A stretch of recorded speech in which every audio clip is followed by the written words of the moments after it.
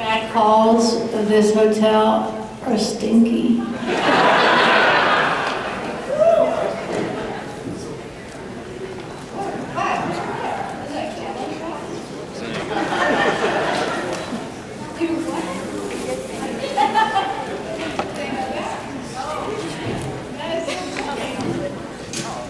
Like real jello shots? Okay, all right. Hello, everybody. It's cold. So the question that I've been asked a lot is, am I going to auction off this T-shirt at the end of the panel? And I am, for charity. And forgot to bring one to change it to. So whoever buys it has to also be here tomorrow so that I can bring it tomorrow and give it to you. Or something. Something else. If you come up with another, you can buy me a shirt.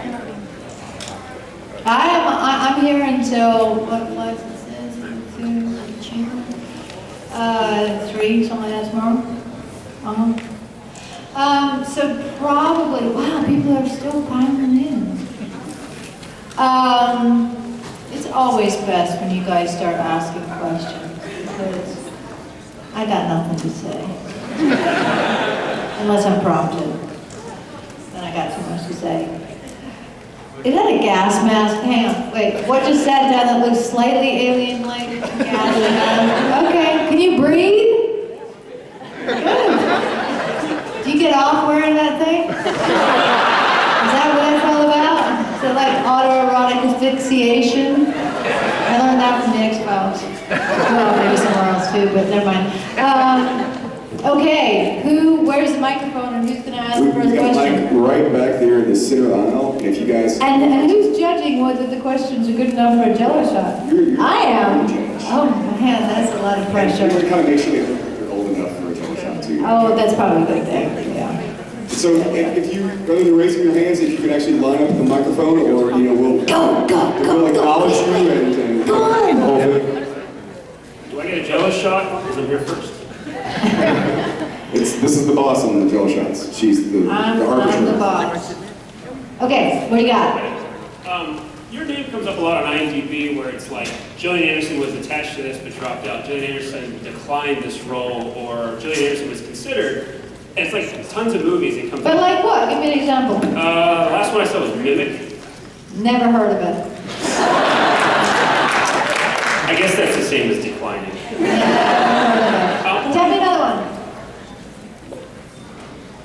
I'll get back to you. Do you know how long it takes to get things either added or removed from IMDb? The amount of times my representatives have called them up and said, she doesn't know what this movie is, she hasn't been offered it, we have no idea what this is, how did this end up on this page? And 6 months later, we're still asking. Or, but when we want to add something, because I've actually shot it, it also takes 6 months to add it. So, don't believe everything you read on IMDb. Well, the question was, what do you look for in a script or a show to actually consider it or accept it? That's a very good question, and I'm not sure if I even know, but except I love good material, first of all, but what qualifies as good material is a bit elusive. I also love character-driven pieces, and I like choosing to do characters that feel like they are a challenge to me. One, that I've never done anything like it before, but also when I read something, I either know how I have some kind of resonance with that character on the first read, or it's not for me. If there isn't something in my head that says, oh, I know how to do this, then there's no point, because I'll never get there. Thanks. Yeah, jello shot. Yeah, come on. That was better than, do you believe in aliens? Do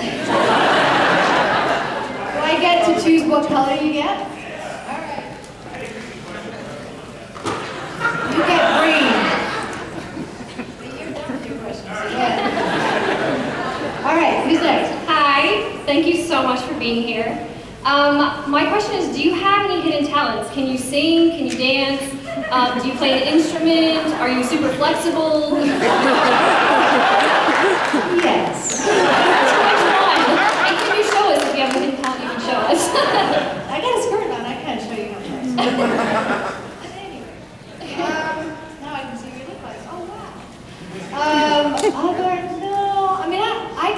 I can kind of write, and I can, and I am artistic. And autistic, but if I were to do something else, not acting, I'd probably either write or do installation art of various forms. So we're not going to see you on Dancing with the Stars or anything like that? Because I did see bloopers where you were like doing some kind of like dance or whatever, like ballet or something, so I wasn't sure if you were a dancer in the past, took dance lessons. No, you don't want to. I can dance on the dance floor, I can, do that, but you're not, there's not that other thing. Is that a zero jello shot? Well, what do you think? Help me. You're just all codependent. All right, go on.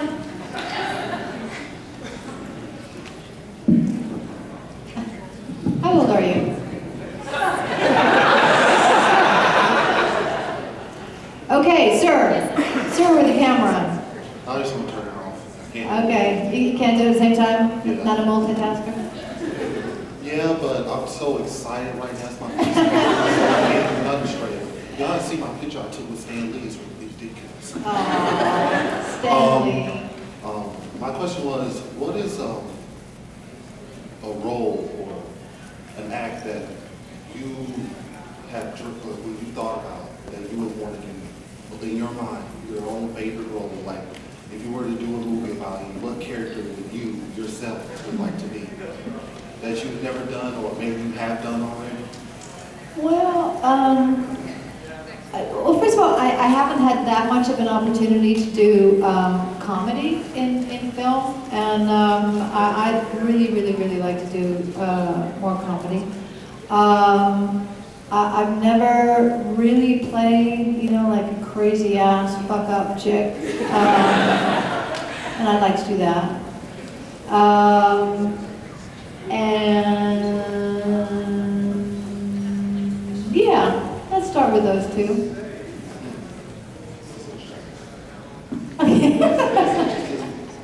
Cool, thank you. Thanks for the question.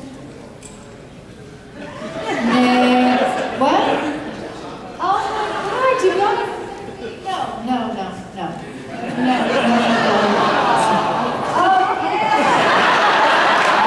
There's only like 10 in here, you guys. You gotta go. No. You deserve it. Okay, catch. Come on.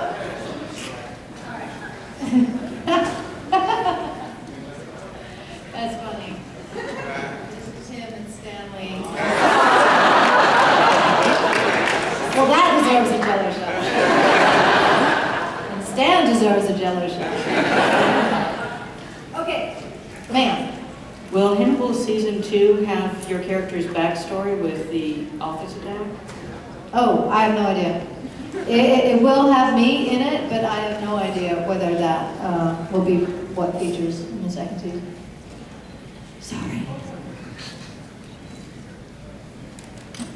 Hi, how are you? I'm good, thanks. How are you? I'm happy to have you here and be able to talk to you. I have a question. I love X-Files, of course, but I also love Bleak House and House of Mirth. Do you have a favorite character you've played out of all the different various people? Well, I think I have to say that Stella Gibson in The Fall is my favorite so far, and it's a tricky one because I've playing historical literary characters is challenging and a great pleasure to be involved in, especially when the BBC are concerned. But there's just something about Stella Gibson that I just loved having a chance to play her, and I really look forward to doing it for another season. And so she's my favorite. Thanks. On Netflix. Oh, you have more on the way? Well, apparently everybody's getting him.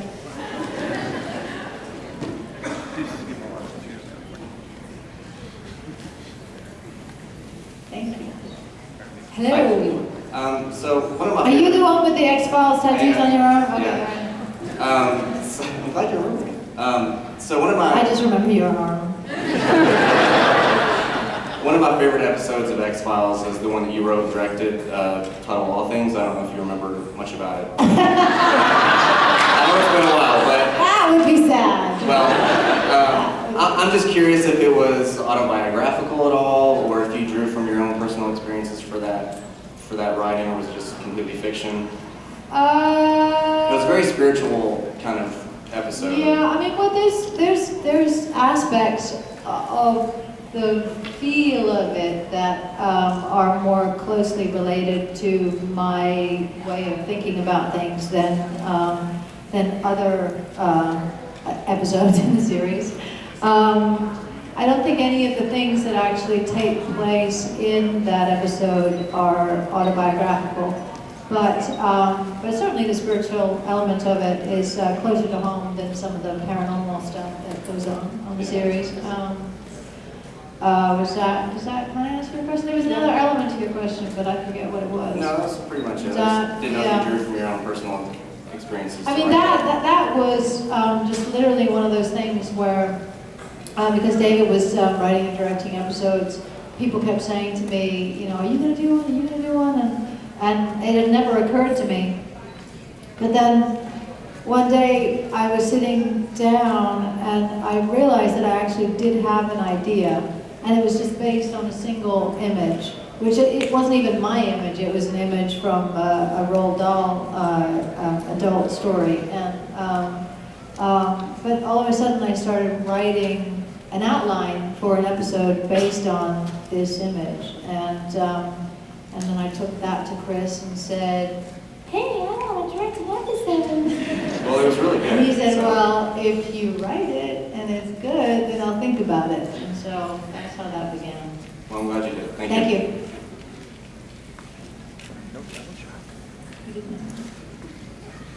Lob it at the back of his head, but.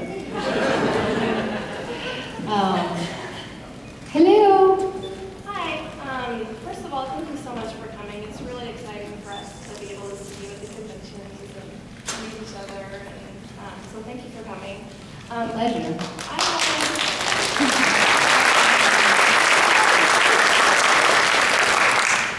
I was wondering if you wanted to talk a little bit about Say Yes and what the organization does and how you became involved for people that don't Okay. know about it. Say Yes is a charity that I co-founded with a friend of mine in the UK. And I had met her through some mutual friends. And she was just about to head to South Africa for the first time with a school that she worked for. She worked for a school in England and she taught football. And she was going to go to Cape Town and teach football to about 80 kids who were part of a kind of a hostel situation. And she went and she had the most extraordinary time and was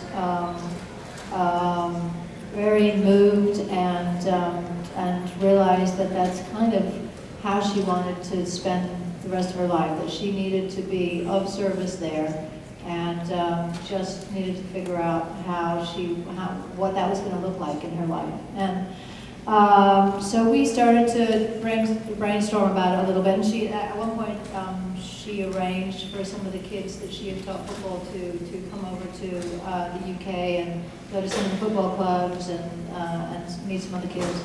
And it was very, very clear that she just had a way with these youth that